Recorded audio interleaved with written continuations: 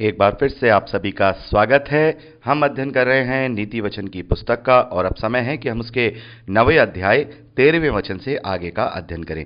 मेरे प्यारे भाई बहनों, ये 13वां वचन जब हम पढ़ते हैं तो बहुत बार हम देखते हैं कि जो विश्वासी हैं वो इस वचन का मतलब नहीं समझ पाते हैं और गलत तरीके से लेते हैं, और कुछ मसीह विरोधी हैं वो भी वचन को तो जानते ही नहीं है और वचन को लेकर के वो गलत तरीके का प्रचार करते हैं। यहाँ लिखा है मूर्खता रूपी स्त्री बकबक करने वाली है। तो यहाँ पर क्या एक बार को पढ़ने में क्या लगता है कि यहाँ स्त्रियों के विषय में बात की जा रही है कि जो स्त्रियां हैं वो बकबक करने वाली हैं, मूर्खता रूपी स्त्री हैं। तो बहुत सारे मसीह विरोधी ये कहते हैं कि भाई देखिए, बाइबल में तो स्त्री को मूर्खतापूर्ण स्त्री कहा गया है, बकबक करने वाली कहा गया है, बाइबल में इस तरीके की बात की गई है। और कुछ विश्वासी भी इस वचन को नहीं समझ पाते हैं। मेरे प्यारे भाई बहनों, यहाँ जब हम इसे अच्छी तरह से डीपली पढ़ते हैं 13वें वचन से लेकर 18वें वचन तक, तो ये जो बात की जा रही है वो किसी स्त्री के लिए नहीं की जा रही। मैं आपको साफ तौर पे बताऊंगा, यहाँ किसी स्त्री की बात नहीं की जा रही है, क्योंकि अभी हमने जब 9वें अध्याय पहले वचन से जब हमने पढ़ा था तो वहां पर हमने देखा कि बुद्धि वहां पर अपना घर बनाती है और लोगों को आह्वान करती है, यानी कि बुलाती है, और स्त्री के रूप में बुद्धि को दिखाया गया, बुद्धि को एक स्त्रीलिंग के रूप में दिखाया गया है। तो यहां पर हम देखते हैं यहाँ जो मूर्खता रूपी स्त्री है वो बुद्धि का अपोजिट है, बुद्धि का अपोजिट है। और बुद्धि का अपोजिट क्या है? बुद्धि का अपोजिट मूर्खता है।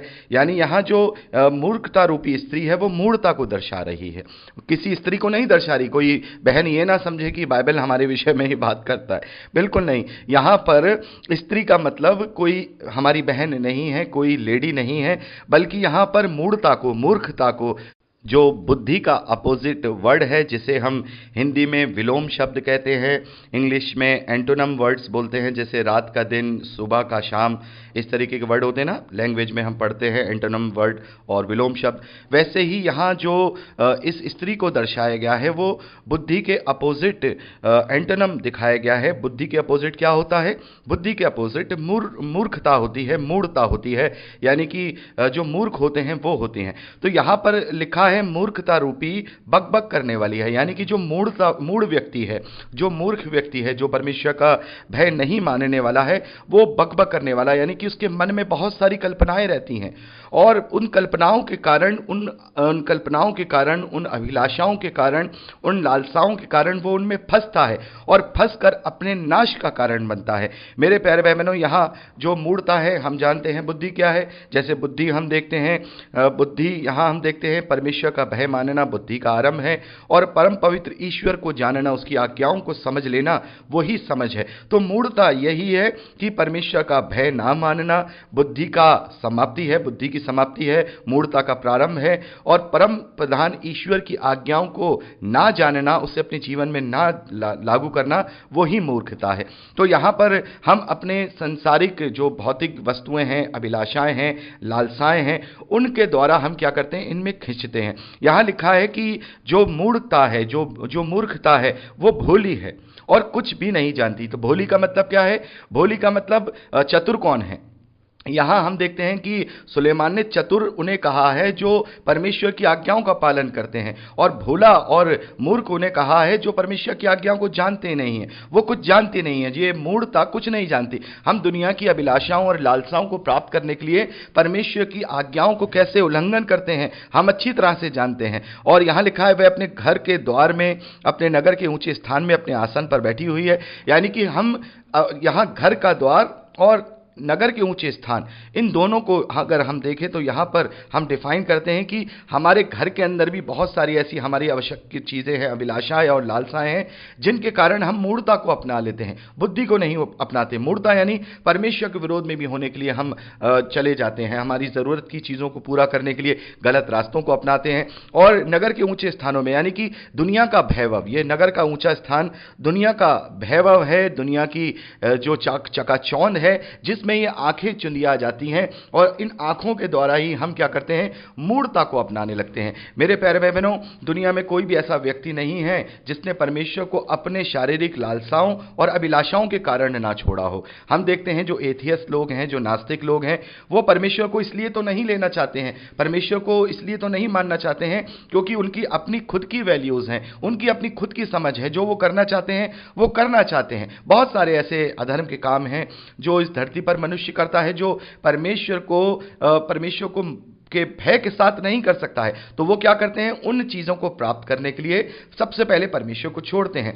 तो ये जो मूढ़ता है, ये जो मूर्खता है, हर तरफ से हमें आवाहन देती है। बुद्धि भी हमें आवाहन देती है, बुद्धि भी, आवाहन का मतलब बुलाती है, बुद्धि भी हमें बुलाती है, बुद्धि भी हमें पुकारती है, और मूढ़ता भी हमें पुकारती है, हमें आवाज देती है। लेकिन हम जैसे हम कहते हैं ना कि हमें परमेश्वर ने फ्रीडम ऑफ चॉइस दिया है, चुनने का अधिकार दिया है कि हम किसको चुनते हैं, क्योंकि मूढ़ता विनाश की ओर ले जाएगी और बुद्धि, परमेश्वर का भय हमें अविनाशी जिंदगी की ओर ले जाएगा। तो ये हमें क्या करना है, इसका चुनाव करना है। मेरे प्यारे भाई बहनों, कई बार मैं इस बात का उदाहरण दे चुका हूं कि जो हम देखते हैं, जो हम दूर से देखते हैं, वो हमें अच्छी तरह से समझ नहीं आता। जो हम पास में देखते हैं वो हमें दिखाई तो देता है, लेकिन फिर भी वो धुंधला हो जाता है। मान लीजिए किसी भी वस्तु को हम देखते हैं, यदि हम उसे दूर रखते हैं तो वो अच्छे से दिखाई देती है कभी कभार, और कभी अब बिल्कुल आंख के पास ले आए तो वो दिखाई नहीं देती। ऐसे ही ये मूढ़ता है। आज हमें परमेश्वर का वो अनंत जीवन दिखाई नहीं दे रहा, लेकिन विश्वास के द्वारा हमें वो साफ साफ दिखाई दे रहा है। हमें वो साफ, क्योंकि जो विश्वास करते हैं वो उस पर उस दृष्टि को लगाते हैं जिनसे वो साफ साफ देखते हैं, क्योंकि वो बुद्धि से काम ले रहे हैं, वो आकलन कर रहे हैं बुद्धि से, परमेश्वर की आज्ञाओं से, उसके निजाम से, उसके सृष्टि से। वो इस बात का आकलन कर रहे हैं कि हाँ, इस सृष्टि को बनाने वाला जब इतनी कॉम्प्लिकेटेड उसने ये सृष्टि बनाई है, जिसको सोचना समझना भी मनुष्य के बुद्धि के बाहर है, तो उस परमेश्वर का जो निजाम है वो कितना अद्भुत होगा। तो वो बुद्धि से आकलन करता है, और वो आकलन करके वो दूर की चीज को भी देख लेता है। ये मूढ़ता वाले लोग हैं, ये केवल पास को, अपनी जीवन की चीजों को, अभिलाषाओं को, लालसाओं को अपनी आंखों के पास लाके उसे धुंधला कर देते हैं।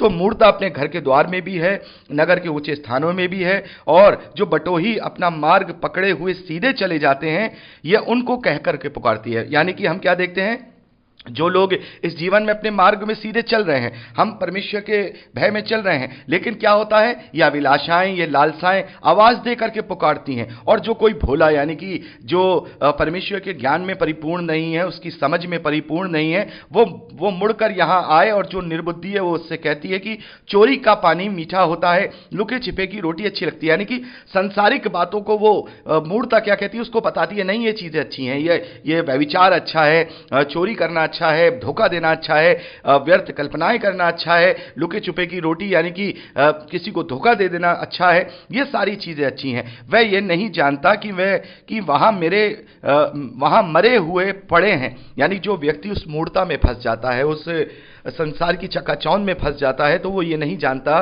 वो भोला व्यक्ति ये नहीं जानता है कि वहां वो मरे पड़े हुए हैं।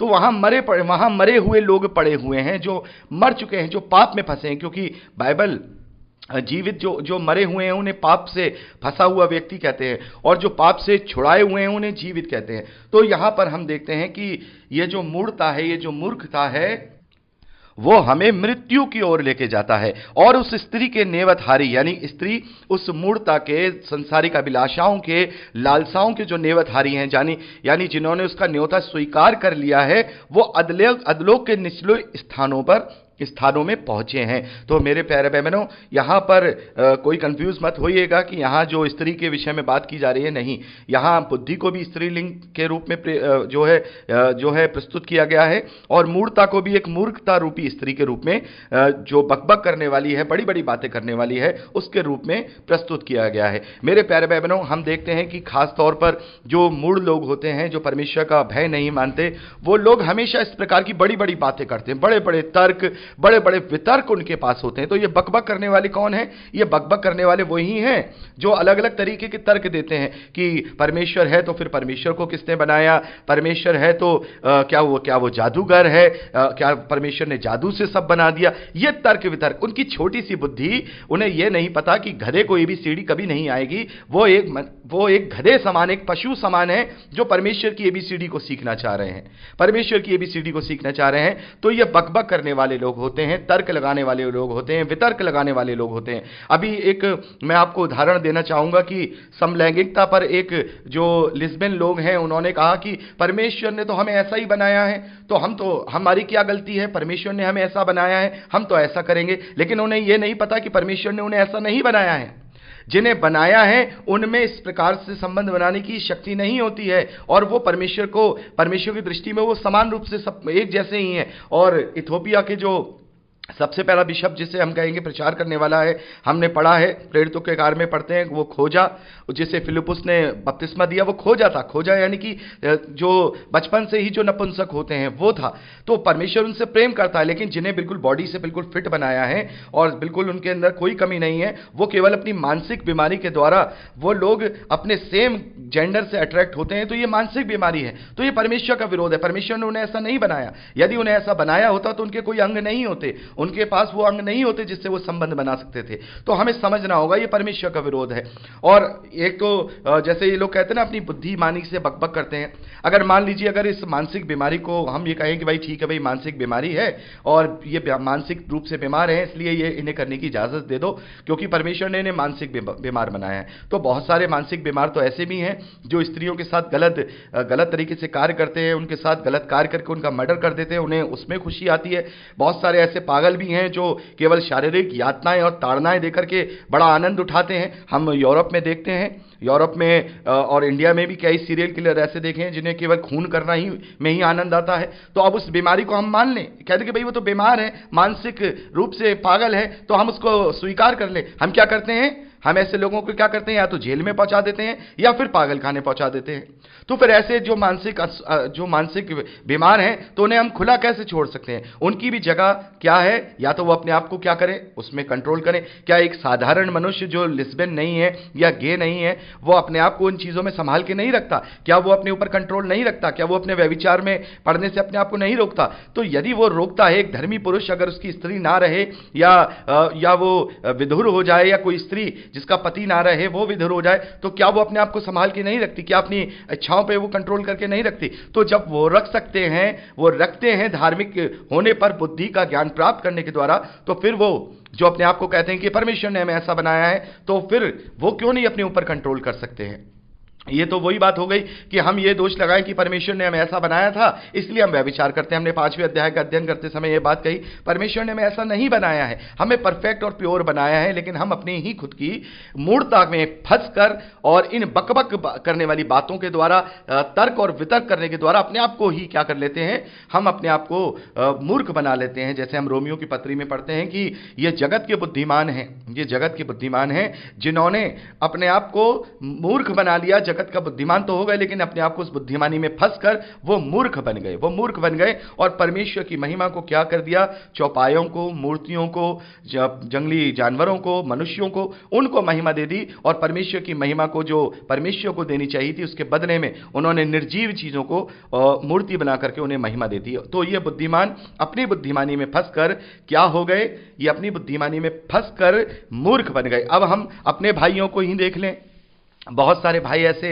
हमारे इस रोमन कैथोलिक चर्चिस के डिनोमिनेशन में फंसे हुए हैं। उनको अगर प्यार से समझाने की कोशिश की जाए कि भाई आपको मूर्ति पूजा नहीं करनी है, परमेश्वर ने इसके विरोध में बात की है, तो वो कहते हैं कि नहीं, आप भी तो अपना सम्मान देने के लिए अपना फोटो रखते हैं, अपने पर्स में फोटो रखते हैं, अपने परिवार का फोटो रखते हैं, तो क्यों नहीं हम मसीह का फोटो रखें, उसकी मूर्ति बनाएं? क्यों ना हम संतों की फोटो रखें, मूर्ति बनाएं? उन बुद्धिमानों को यह नहीं पता है कि बिल्कुल आप कर सकते हो, उसमें चलो कर लेते, लेकिन वो फोटो लाएगा कौन? असली प्रभु को देखा किसने है?